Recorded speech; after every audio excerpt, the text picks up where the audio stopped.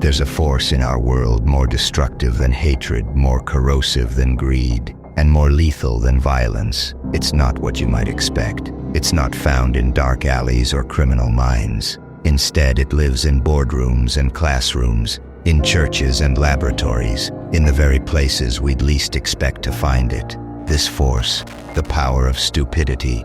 Consider what happens when a respected physician, someone who spent years studying the human body, suddenly begins promoting treatments that contradict basic medical science. Or when an engineer who designs bridges starts believing the earth is flat. Or when parents who love their children deeply make choices that put those same children at risk. These aren't stupid people in the traditional sense. They're not mentally ill. They're intelligent human beings who've fallen victim to what the German theologian Dietrich Bonhoeffer identified as humanity's most dangerous enemy, the power of stupidity. You might be thinking this could never happen to you. That's exactly what makes it so dangerous. It's already happening all around us, in ways both subtle and profound.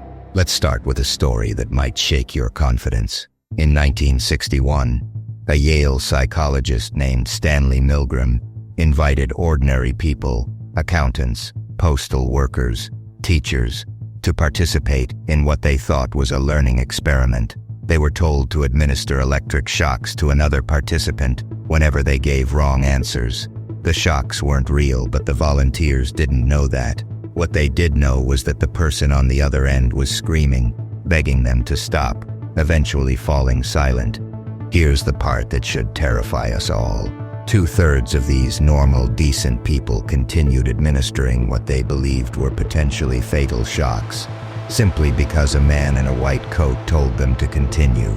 They weren't monsters. They showed visible distress, sweating, nervous laughter, trembling hands. Their conscience was screaming at them to stop, but they didn't. They surrendered their ability to think independently to an authority figure. This experiment wasn't just about obedience. It was a window into what Bonhoeffer saw spreading through Nazi Germany, the wholesale abandonment of independent thought. And before you dismiss this as ancient history, ask yourself, when was the last time you questioned something everyone around you accepted as true? When did you last resist the comfortable consensus of your social circle? The uncomfortable truth is that we're all more vulnerable to this power of stupidity than we'd like to admit. To understand why this matters so much, we need to meet the man who first identified this pattern. Dietrich Bonhoeffer wasn't some armchair philosopher theorizing about human nature from a safe distance. He was a Lutheran pastor who found himself in the heart of one of history's darkest chapters, watching his entire nation fall under the spell of stupidity. Born into Berlin's intellectual elite in 1906, Bonhoeffer grew up in a household where debate was encouraged and critical thinking was as natural as breathing. His father held the prestigious chair of psychiatry at the University of Berlin. Dinner conversations were intellectual sparring matches. Young Dietrich was trained from childhood to question, analyze, and think independently. This background makes what he witnessed in the 1930s all the more shocking. As Hitler rose to power, Bonhoeffer watched his highly educated colleagues, professors, doctors, theologians, embrace ideas that contradicted everything they'd previously stood for.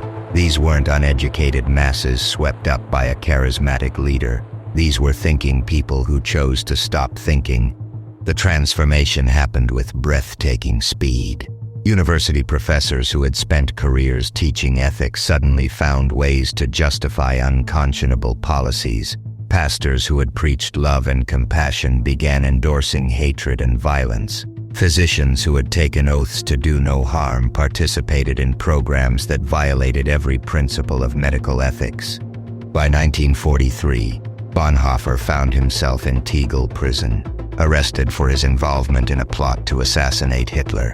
It was there, facing execution, that he penned his most profound insight. In letters smuggled out by sympathetic guards, he wrote, "Against stupidity we are defenseless. Neither protests nor the use of force accomplish anything here. Reasons fall on deaf ears." Think about that for a moment. Evil announces itself. It creates discomfort, resistance, eventual opposition. But stupidity believes it's doing good. What Bonhoeffer recognized was that this wasn't really about intelligence at all. The German word he used, Dummheit, doesn't mean low IQ or lack of education. He was describing something far more dangerous, functional stupidity, a state where people voluntarily shut down their critical faculties, where they choose comfortable lies over uncomfortable truths, where they trade their intellectual independence for the security of group belonging. You might wonder how intelligent people fall into this trap. The answer lies not in what they don't know, but in what they refuse to think about. Bonhoeffer observed that stupidity spreads like a contagion, following a predictable pattern. First comes the overwhelm. Modern life bombards us with more information than any human can process.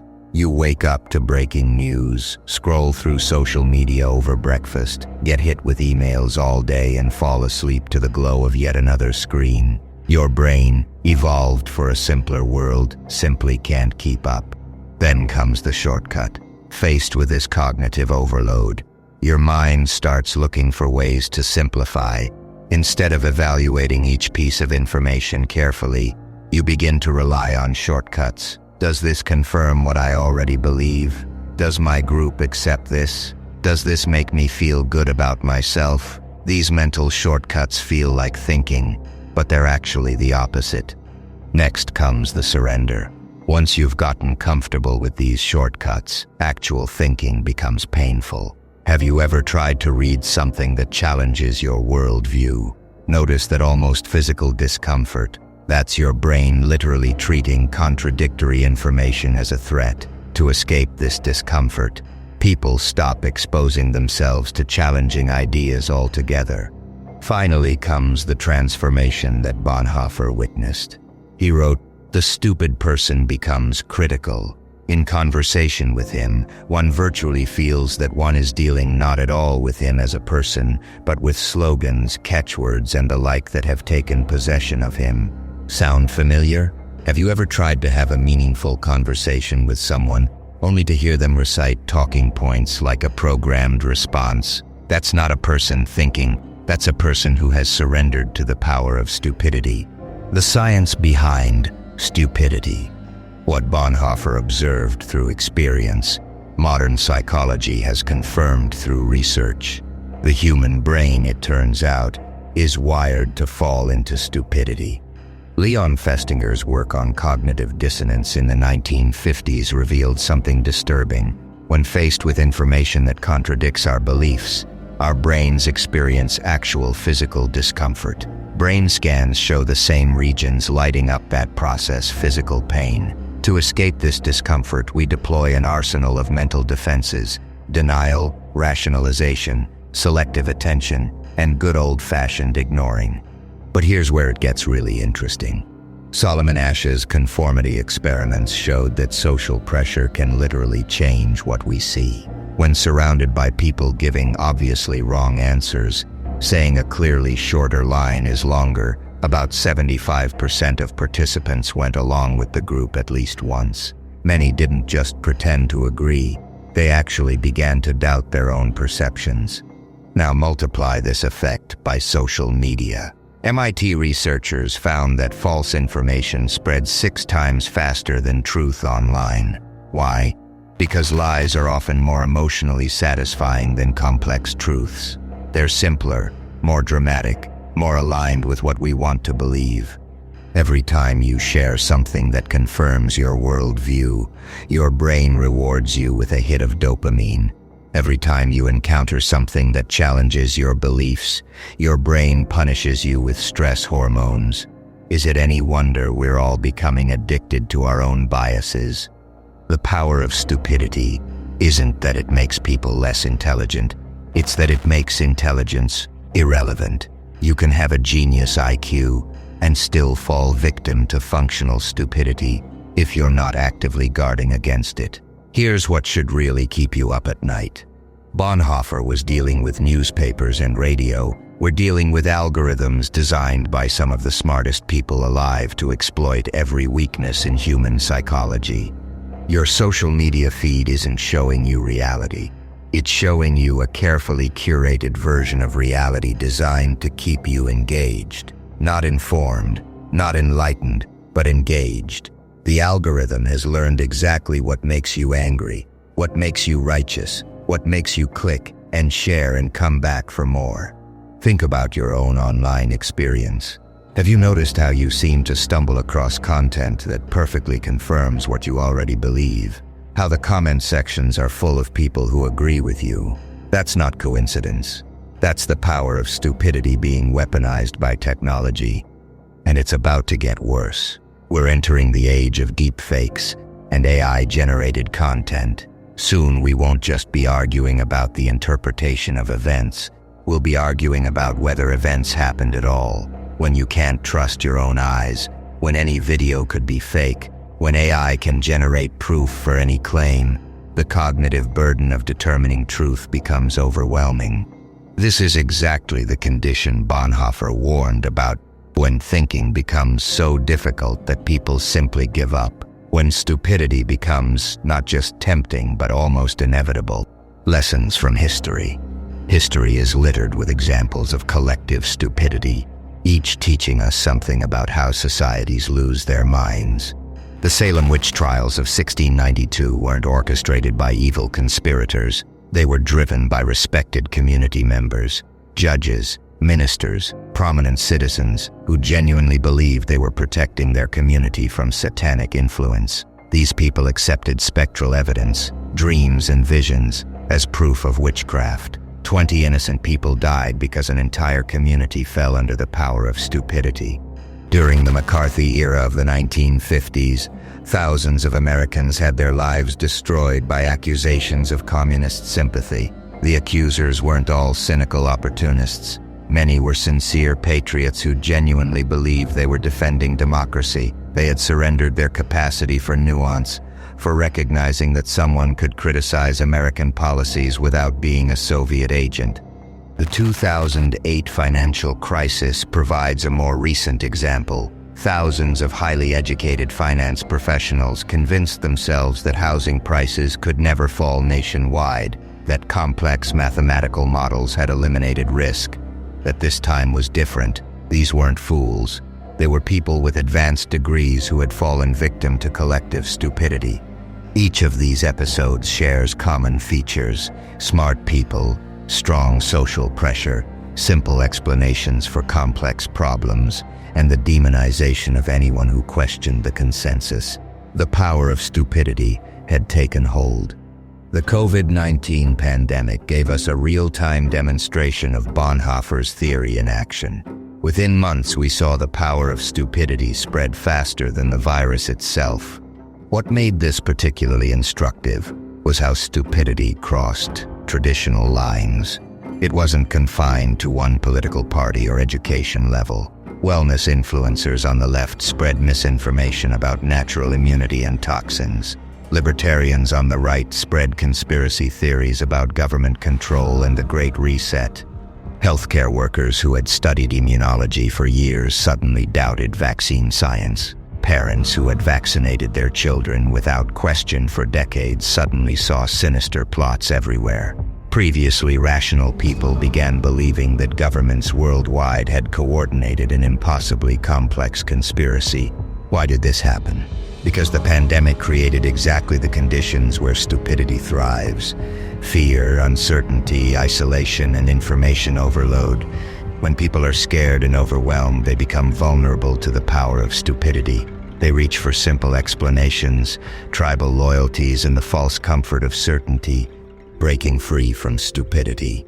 So how do you protect yourself from this force? How do you maintain your ability to think when everything around you is designed to make you stupid? First, recognize that stupidity isn't about intelligence. It's about intellectual surrender. The moment you think you're too smart to fall for this, you're already falling.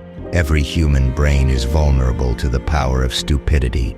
The difference between those who resist and those who succumb isn't IQ, it's vigilance. Here are practical strategies for fighting stupidity. Create friction in your information diet. If you're liberal, read conservative thinkers, real ones, not caricatures.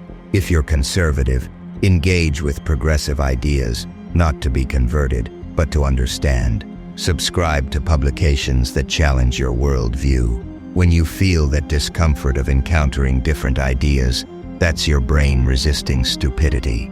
Practice productive uncertainty. For every strong belief you hold, ask yourself, what evidence would change my mind? If you can't answer that question, you're not thinking, you're just believing. Make a list of things you've been wrong about. This isn't self-punishment, it's inoculation against the arrogance that makes stupidity possible. Slow down your reactions. Before sharing anything online, pause for 60 seconds. Check the source. Read beyond the headline. Ask yourself, am I sharing this because it's true, or because it feels good? That minute of reflection can break the cycle that feeds stupidity. Cultivate intellectual courage. Make it a practice to say, I don't know, when you genuinely don't know something. In a world that rewards fake certainty, admitting ignorance becomes an act of resistance against stupidity. Build thinking partnerships. Find people who will challenge your ideas respectfully, but firmly. Meet regularly to discuss difficult topics. The goal isn't to win arguments. It's to practice thinking in the face of disagreement. Strengthen your mental stamina. Read books that require sustained attention. Work through complex arguments without jumping to conclusions. This is resistance training against the power of stupidity. The systemic challenge. Individual efforts aren't enough. We need structural changes that make stupidity harder to spread. Imagine if social media platforms had to disclose how their algorithms work. If every post came with a warning shown to you because it confirms your existing beliefs. If we designed systems that rewarded thoughtful engagement over emotional reaction. We need education that teaches people not just what to think, but how their own brains can betray them. We need economic policies that reduce the stress and overwhelm that make people vulnerable to stupidity. When you're not worried about basic survival, you have more mental energy to resist comfortable lies. Most importantly, we need to recognize that the power of stupidity isn't just an individual problem, it's a threat to civilization itself. When enough people stop thinking, democracy becomes impossible. When functional stupidity becomes the norm, societies make catastrophic decisions. Bonhoeffer paid the ultimate price for his refusal to surrender to stupidity. On April 9, 1945, just days before Allied forces liberated the camp, he was executed by hanging. His last recorded words were, "This is the end, for me the beginning of life." He died because he wouldn't stop thinking when thinking became dangerous. He died defending not just political freedom, but the freedom of human thought itself. His challenge echoes across the decades. Who will resist the power of stupidity when everyone else has surrendered? Who will keep thinking when thinking becomes difficult? Who will stand against the comfortable tyranny of thoughtlessness?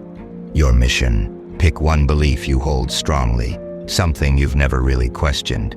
Spend 30 minutes this week researching the strongest arguments against it, not to abandon your belief, but to test it against the power of stupidity. As you do this research, pay attention to your emotional reactions. Notice when you feel defensive. Notice when you want to stop reading. Notice when you start formulating counter-arguments before you've fully understood the other position. These feelings are stupidity trying to take hold. Push through them. If your belief survives this scrutiny, you'll hold it more confidently because you'll understand why you believe it. If it doesn't survive, you'll have gained something even more valuable, proof that you can resist the power of stupidity. The battle against stupidity has never been more urgent. We face technologies designed to make us stupid, systems that profit from our intellectual surrender, and a world so complex that thinking clearly requires heroic effort. But every time you choose curiosity over certainty, every time you resist the easy answer, every time you admit you might be wrong, you strike a blow against the power of stupidity. You honor what Bonhoeffer died to protect: our capacity to think, question, and grow. The choice is yours, and you must make it every single day. In a world designed to make you stupid, Thinking for yourself becomes the ultimate act of rebellion. What will you choose?